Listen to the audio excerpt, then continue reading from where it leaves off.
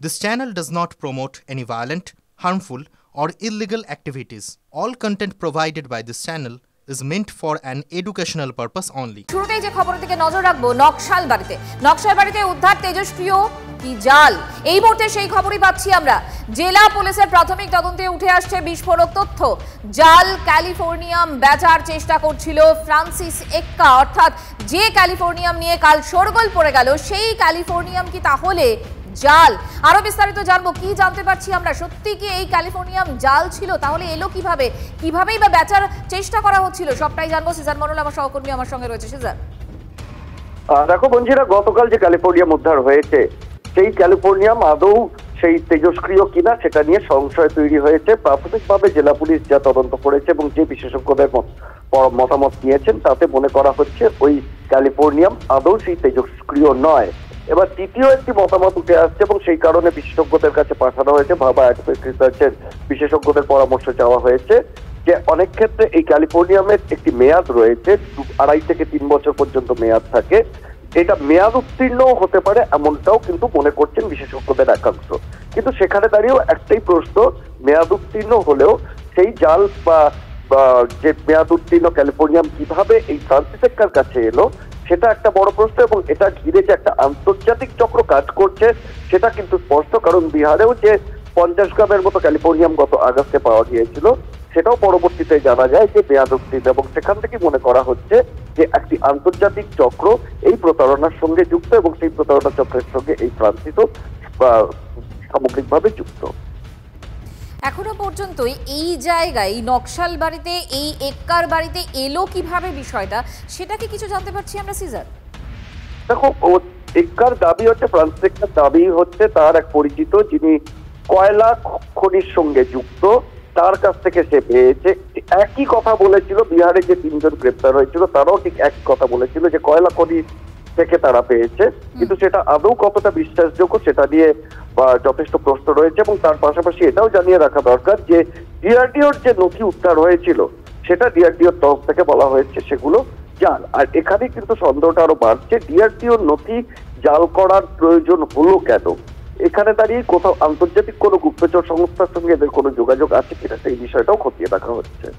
নজর থাকবে আমাদের। সিজার, আপাতত ধন্যবাদ। বাংলাদেশ সরকার চুপ, স্পিকটি নট। আর তাই বাংলাদেশে হিন্দুদের ওপর বেলাগাম অত্যাচার তো চলছেই। সংখ্যালঘু হিন্দুদের একাধিক ধর্মীয় স্থানে হামলা, পাথরঘাটার ধর্মীয় প্রতিষ্ঠানে হামলা, পাথরঘাটা জগবন্ধু আশ্রমে হামলার ঘটনা, হবিগঞ্জ, কিশোরগঞ্জে ভৈরব ইস্কনেও হামলা চালাচ্ছে কট্টরপন্থীরা। কোথাও কোনো নিয়ন্ত্রণ নেই। গ্রেফতার আদিনাথ ব্রহ্মচারী, রঙ্গনাথ দাস।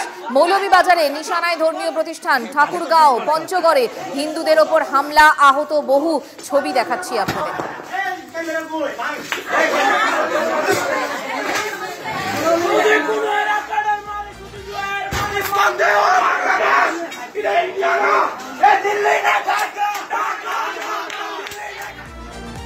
একেবারে অগ্নিগর্ভ পরিস্থিতি বাংলাদেশের। ফের বাংলাদেশের হিন্দুদের ধর্মীয় প্রতিষ্ঠানের উপরে হামলা চালানো হচ্ছে। চট্টগ্রামের কোতোয়ালি থানা এলাকার পাথরঘাটায় হিন্দু অধ্যুষিত এলাকায় হামলার অভিযোগ। শান্তনেশ্বরী মন্দির এবং জগৎবন্ধু আশ্রমে আক্রমণ, অভিযোগের তীর কট্টরপন্থীদের দিকে। ধর্মীয় প্রতিষ্ঠানের পাশাপাশি বেশ কিছু হিন্দু বাড়িতেও ভাঙচুর, তাণ্ডব চালানোর অভিযোগ উঠছে।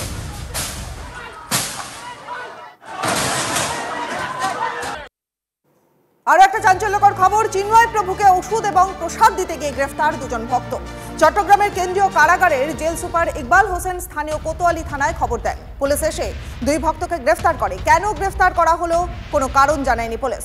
সূত্রের খবর, গ্রেফতার হওয়া 2 ভক্তের কোনো খোঁজ মিলছে না।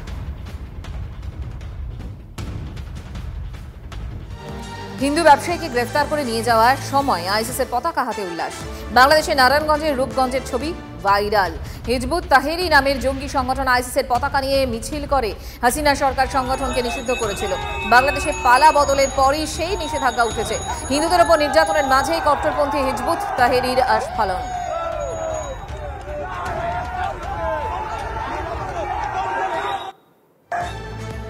কট্টরপন্থীদের রক্তচক্ষুতে সন্ত্রস্ত ওপার বাংলার সংখ্যালঘুরা। ইসকনের নাম নিলে প্রাণ নাশের হুমকি। চট্টগ্রাম সহ বিভিন্ন প্রান্তে হিন্দুদের বাড়িতে ভাঙচুর, ভাঙা হয়েছে মন্দির। আর এখানেই শেষ নয়, এরপর অস্ত্র নিয়ে প্রকাশ্যে হুমকি মৌলবাদীদের। অগ্নিগর্ভ বাংলাদেশ সন্ন্যাসী গ্রেফতার, অত্যাচারের প্রতিবাদে পথে সে দেশের সংখ্যালঘু হিন্দুরা। এরই মধ্যে চিন্তায় দক্ষিণ 24 পরগনার কাকদ্বীপ নামখানা এলাকার 79 মৎস্যজীবীর পরিবার। গত অক্টোবরে বঙ্গোপসাগরে ইলিশ ধরতে গিয়ে বাংলাদেশের জল সীমানায় ঢুকে পড়ে এ রাজ্যের 5টি ট্রলার। বাংলাদেশের উপকূলরক্ষী বাহিনী এবং নৌবাহিনী আটক করে সে দেশের পুলিশের হাতে তুলে দেয় বাংলার মৎস্যজীবীদের। 79 জনকে গ্রেফতার করে বাংলাদেশ পুলিশ। বাংলাদেশের জেলে বন্দী করা হয় তাদেরকে। মৎস্যজীবী সংগঠনের পক্ষ থেকে বাংলাদেশ দূতাবাসের সঙ্গে যোগাযোগ করা হচ্ছে।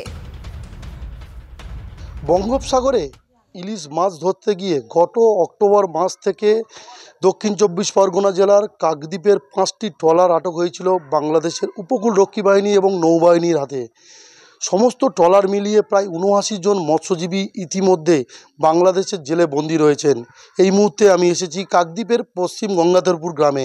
তেজেন্দ্র দাসের পরিবার, তার বৃদ্ধ মা এবং স্ত্রী রয়েছেন, তার 2 মেয়ে এবং 1 ছেলেকে নিয়ে তার পরিবার বাংলাদেশের জেলের বন্দির পর থেকে তারা কিন্তু একেবারে অসহায়। এই মুহূর্তে বাংলাদেশের পরিস্থিতি উত্তপ্ত, উত্তাল হয়ে উঠেছে।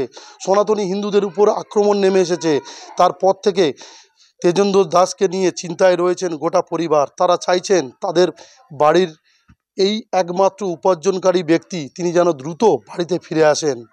কাকদ্বীপ থেকে শুভেন্দু হালদার, TV9 বাংলা।